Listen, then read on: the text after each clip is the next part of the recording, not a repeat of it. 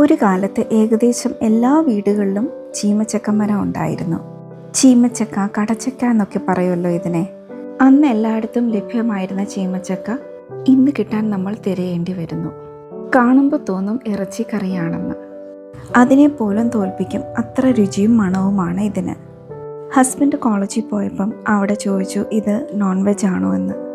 ഞാനിത് കുക്കറിലാണ് ഉണ്ടാക്കുന്നത്. കുക്കറിലല്ലാതെ മൺചട്ടിയിലും ഉണ്ടാക്കാം. 1 ടേബിൾ സ്പൂൺ വെളിച്ചെണ്ണ ഒഴിച്ചു കൊടുക്കാം. അല്പം കടുക് ഇട്ട് കൊടുക്കാം.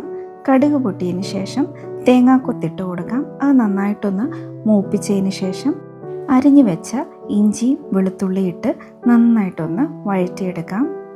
അല്പം കറിവേപ്പിലയോടെ ഇടാം. കറിവേപ്പില എല്ലാം ഒന്ന് മൂത്തതിന് ശേഷം 2 വലിയ സവാളയാണ് ഞാനിവിടെ ഇപ്പോൾ ഇടുന്നത്. അത് നന്നായിട്ടൊന്ന് വഴറ്റിയെടുക്കാം.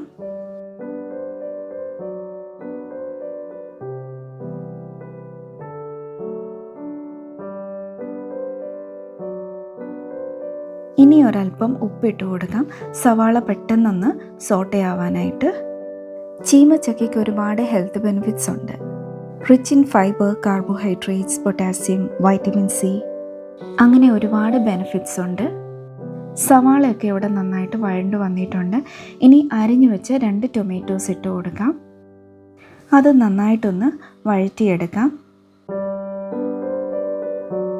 ഇനി കട്ട് ചെയ്ത് വെച്ച് ചീമച്ചക്ക ഇട്ട് കൊടുക്കാം. ഇത് ഒരു ഫുൾ ചീമച്ചക്കയാണ് എടുത്തേക്കുന്നത്. മസാല ഇടുന്നതിന് മുന്നേ ചീമച്ചക്ക ഇട്ട് ജസ്റ്റ് ഒന്ന് നന്നായിട്ടൊന്ന് വഴറ്റിയെടുക്കാം. അത് വേറൊരു ടേസ്റ്റാണ്.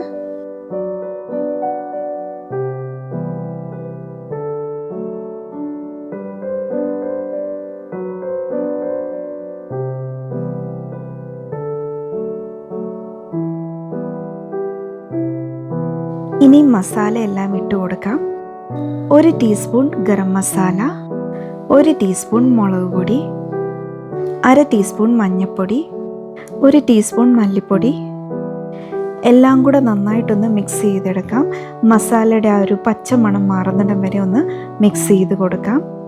അതുപോലെ മസാലയെല്ലാം ഈ ചീമച്ചക്കയിലൊക്കെ ഒന്ന് പിടിക്കും. അന്നേരം 1/2 ടീസ്പൂൺ കുരുമുളക് പൊടിയോട് ഇട്ട് കൊടുക്കാം. 1/2 ടീസ്പൂൺ ഉലുവാപ്പൊടിയോട് ഇട്ട് നന്നായിട്ടൊന്ന് മിക്സ് ചെയ്തെടുക്കാം. ഇപ്പോൾ മസാലയൊക്കെ ഒന്ന് ചീമച്ചക്ക പിടിച്ചിട്ടുണ്ട്. ഇനിയും ചക്ക വേവാൻ ആവശ്യമായ വെള്ളം ഒഴിച്ചു കൊടുക്കാം.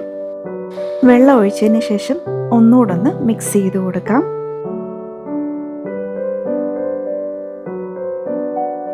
ഇനിയാണ് ഞങ്ങളുടെ മാജിക് പൗഡർ ഇടാൻ പോകുന്നത്, കായപ്പൊടി. എൻ്റെ അനിയത്തി കഴിഞ്ഞ ദിവസം വീട്ടിൽ വന്നപ്പോൾ ചോദിച്ച്, നിങ്ങൾ കായപ്പൊടി വിട്ടൊരു കളിയില്ല അല്ലേ?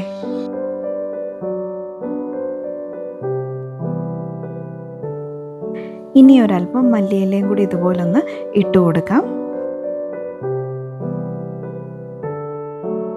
കുക്കർ അടച്ച് 2 വിസിൽ വരുന്നിടം വരെ ഒന്ന് കുക്ക് ചെയ്യാം.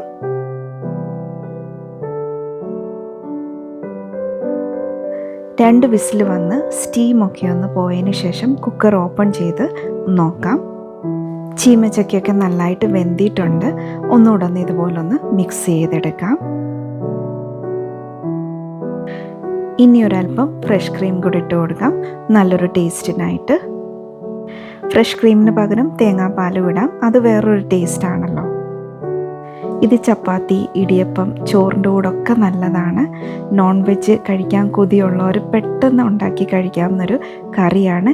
എല്ലാവർക്കും ഇത് അറിയാമെന്നറിയാം, എന്നാലും പറയുക, ഒന്ന് ട്രൈ ചെയ്ത് നോക്കണേ. അപ്പം ശരി, ബൈ.